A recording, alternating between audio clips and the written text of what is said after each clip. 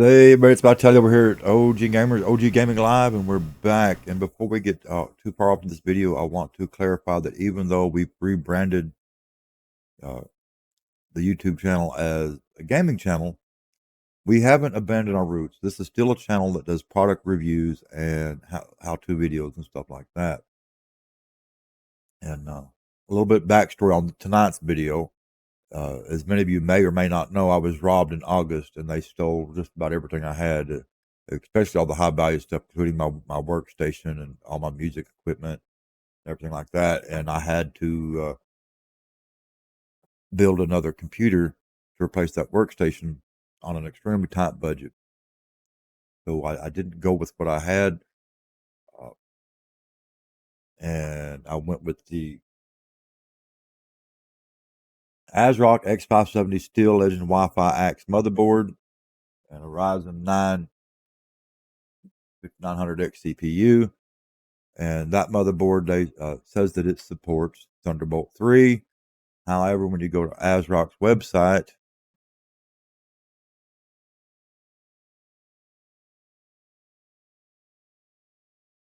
bring that up.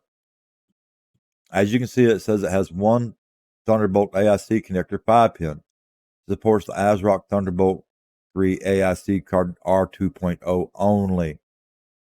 Well, you cannot find that card. It's made out of unobtainium, as everybody says. It's a unicorn. It doesn't exist. Because of a previous build, I had a spare Gigabyte GC Titan Ridge 2.0 Thunderbolt 3 card, and the cable's here. And when I built this computer that I have now, I was thinking that at a later date that I would go ahead and try to get that card installed and working, even though it's not supported apparently by AsRock or Gigabyte. If you come over to Gigabyte, well, we're going to look at this card right quick. It's a pretty badass card, by the way. Pardon my English. It has a display port out. Has dual Thunderbolt USB 3.2 Gen Type C outputs, and it has two mini display port ends. Now, in this application, I'm not using the display port in. I have absolutely no reason to use that. I've got a RTX 3090 Ti, and I don't want to be tying up the display ports out of that video card to make the one display port work on this card. There's no reason for me to do that. However, it does come with two mini display port cables. It comes with the Thunderbolt header cable 5-pin, and it comes with the Thunderbolt header cable 3-pin, and it comes with a USB 2.0 1.1 header cable. And for this application, you will need that USB 2.0 cable and the 5-pin Thunderbolt. When you come down here to their supported motherboards, it's all Gigabyte.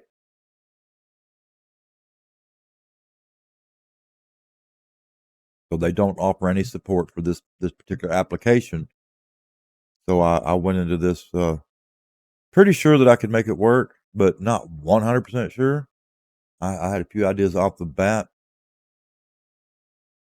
And I'm going to show you that I do have it installed.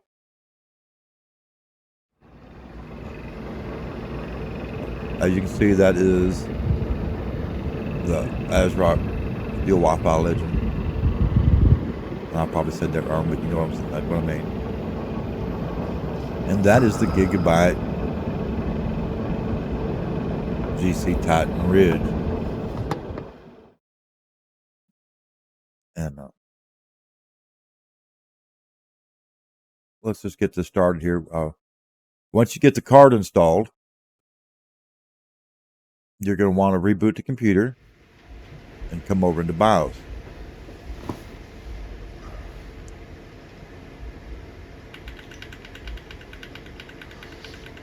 Okay, you're going to power it up, and while it's booting up, click the delete key repeatedly on the AsRock on your keyboard. And this should take us right into BIOS.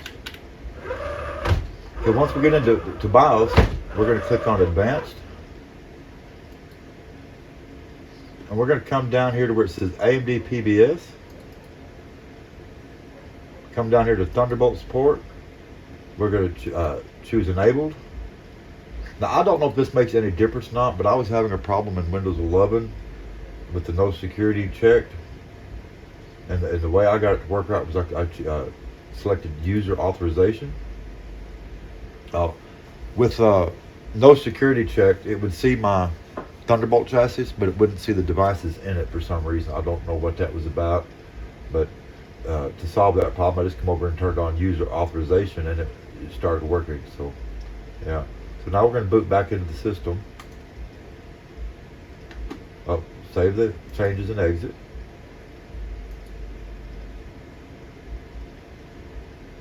And we'll switch over to the other cameras. I guess I'd better take the time right here, right quick, to clarify something on the install. Gigabyte recommends that be installed in a PCIe by 4 slot, and I only had one PCIe by 4 slot, and it is covered up by my video card. So I installed it in the only slot I had available, which was the PCIe by 16, the very bottom slot, and it worked just fine. And that's the reason I went ahead and installed that Thunderbolt card, because I only had one slot available, and I didn't want it to be tied up with my capture card. I wanted to be able to bring other things into the computer, like audio interfaces and stuff like that. So my idea was that I just installed the Thunderbolt 3 card, and anything that supports Thunderbolt 3, I'd just be able to bring it in via Thunderbolt 3, and I'd be able to bring in more than one thing. That was my reasoning behind that. The other thing is that I can take my Thunderbolt 3 chassis, because my laptop has Thunderbolt 3, and I can take my capture card stuff and go out on location and bring in all my cameras in that way, and not have to take my desktop. So that's why we went through all this trouble, and it wasn't a lot of trouble once you get it set up, get the card installed, and you get the BIOS configured. Open up your browser,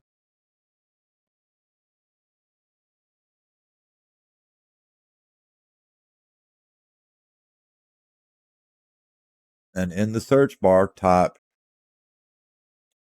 Intel Thunderbolt 3 drivers. Hit enter. No, we don't want to go get it from AsRock or Gigabyte in this case, because neither one of them support each other. So we went directly to Intel's website, and see right here where it says https //www.intel.com. That's the one that we want for Windows 10 or 11. And this particular driver is for Windows 11 or Windows 10 64-bit. Download it. Save it. And I already have it saved. Come over to the folder. Mine's in downloads.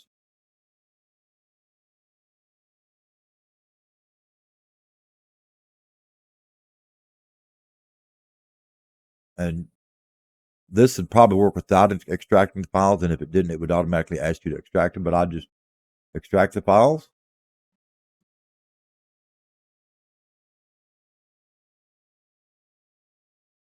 And then you're going to come over into that folder, and you're going to run the application to install the drivers. Once it's installed,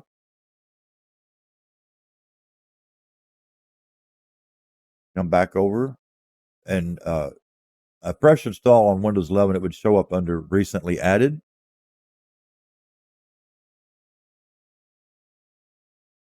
But you could type in Thunderbolt, and it would bring it up immediately. So then you'd want to come over here and whatever device you have attached, you'd want to approve said devices. I've got mine set to always connect. You need to do that so it'll recognize what's ever installed in the chassis.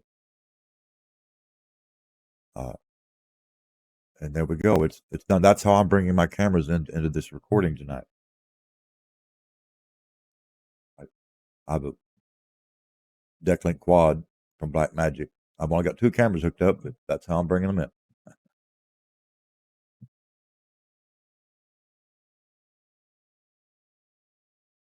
Now, I should say that if you decide to go do this, you do so at your own risk, and your results may vary. In my case, it worked flawlessly the first time, and there wasn't any problems. So I don't feel bad about saying that it works.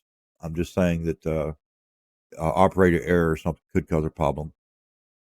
And you do need to make sure that you use the 5-pin header cable to the Thunderbolt header, and you need to make sure that you use the correct USB cable to the correct USB header. And unfortunately, I don't have any video of me actually doing that part of the install because I didn't have anybody here to help me. But yeah, anyway, if you'd like to help support the channel so we could replace some of the things that got stolen, you can always click the super thanks, or we now have subscriptions at different levels. You can always join. That money goes to help us create new content, do different things. We will continue to do product reviews and how-to videos, but they may be a little farther apart because of the budget right now, because they literally did everything but put me out of business. They stole everything. They stole my mixing console. They stole my cinema cameras, my cinema camera rig, my music keyboards, my entire PA system, and the trailer that it was in. So any help would be appreciated. There will be links to this motherboard and the Gigabyte Titan Ridge 2.0 Thunderbolt card in the video description if you decide you want to do that.